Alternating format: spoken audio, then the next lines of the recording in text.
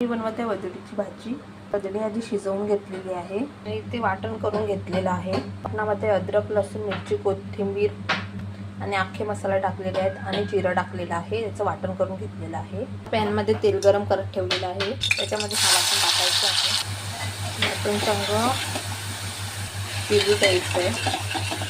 चवीपुरतं मीठ टाकायचं आहे। आपलं वाटण चांगलं शिजलेलं आहे। त्याच्यामध्ये हळद, घरगुती लाल तिखट मसाला, आपल्या आवडीनुसार कमी जास्त करू शकतात, धनिया पावडर चांगलं फेटून घ्यायचं।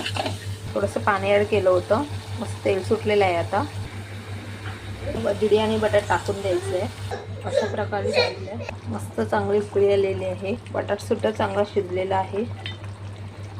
तयार आपली वजडीची भाजी तयार आहे। तुम्ही पाहू शकता। तुम्ही देखील नक्की ट्राय करा। थँक्यू।